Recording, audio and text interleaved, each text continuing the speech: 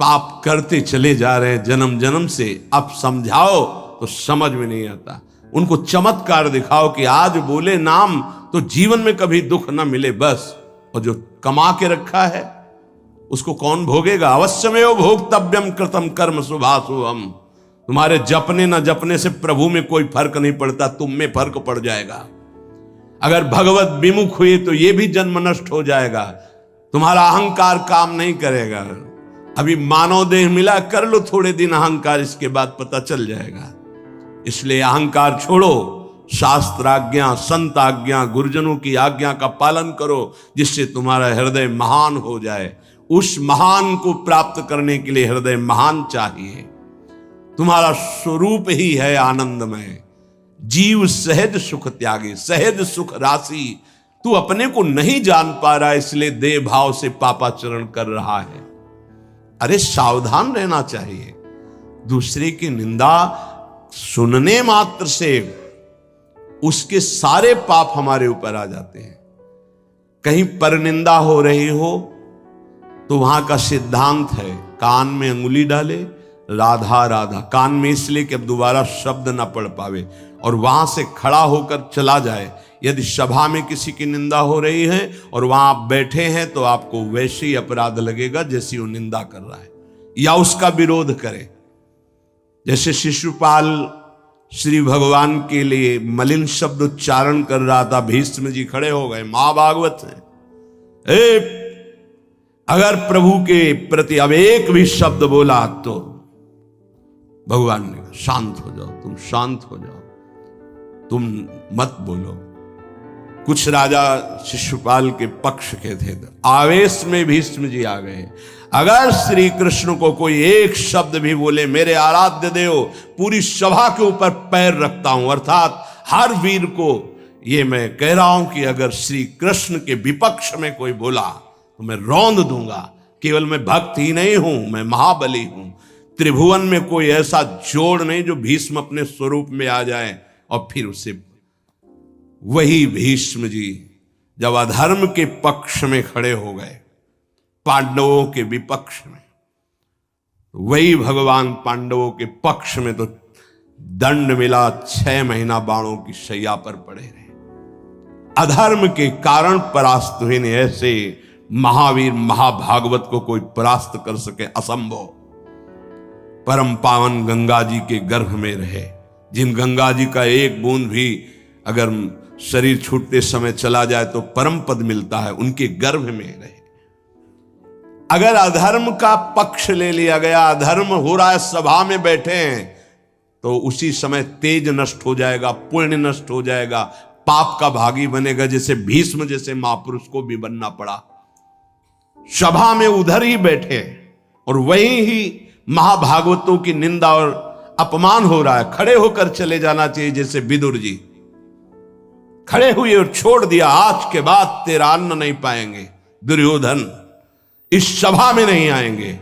जिस सभा में धर्मात्माओं की निंदा हो, उस सभा का त्याग कर दे। एकांत फूस की झोपड़ी बनाकर रहना पसंद, भिक्षा मांग के खाना पसंद, अधर्मियों का अन्न नहीं, अधर्म सभा का सेवन नहीं। तो भगवान विदुरानी जी के घर गए थे। पर निंदा सुन श्रवण मलिन, बचाना चाहिए श्रवणेंद्रिय को। जहां किसी की निंदा हो, अब तो शौक है इस बात का, निंदा करने का और सुनने का एक व्यसन है। अपने को बड़ा अच्छा साधक मान लेना, दूसरे को हे मानकर उनकी निंदा करना, ये क्या कर रहे हो? अपने जीवन को गर्त में गिरा रहे हो। पर निंदा किए ते आवत नहीं कछु हाथ, मूर्ख पर्वत पाप को ले चल अपने साथ। बचन दोष पर गाए, दूसरों के विषय की चर्चा करने का समय कैसे मिलता है लोगों को? नाम जप करो, अपने विषय में सोचो, तुम्हारा मंगल कैसे होगा, तुम निष्पाप कैसे होगे, तुम्हारे दुखों की निवृत्ति कैसे होगी, तुम अपने कर्तव्य का पालन कैसे करोगे, तुम्हारा धर्म क्या है, इस विषय में सोचो। दूसरों के विषय में बोलने की हमारे पास समय वृत्ति कैसे है? ना तो वृत्ति होनी चाहिए ना समय। पर निंदा सुनकर श्रवणेंद्रिय मलिन हो गई और पर निंदा करके वचन मलिन हो गए और अपने प्रभु से विमुख होकर, हरि से विमुख होकर सब अपवित्र हो गया। शरीर अपवित्र, इंद्रियां अपवित्र, हृदय अपवित्र, स्वभाव अपवित्र। तुलसीदास व्रत दान ज्ञान तप शुद्धि हेतु श्रुति गावे, राम चरण अनुराग नीर बिनु मल अति नाश न पावे। खास बात कह रहे हैं, शास्त्रों में बहुत वर्णन है। पाप नाश के बहुत से उपाय हैं, बड़े बड़े व्रत, कृच्छ चंद्रायण आदि व्रत, उपवास करने से कुछ पाप क्षीण होते हैं, लेकिन पाप प्रवृत्ति का नाश नहीं होता। शास्त्र ज्ञान भी पाप निवृत्ति का उपाय है, तपस्या भी, बड़े उपाय शास्त्रों में वर्णन किए पाप नष्ट का। गोस्वामी जी कह रहे भगवान के अनुराग के बिना, भगवत प्रेम के बिना जड़ मूल से हृदय निष्पाप नहीं होता।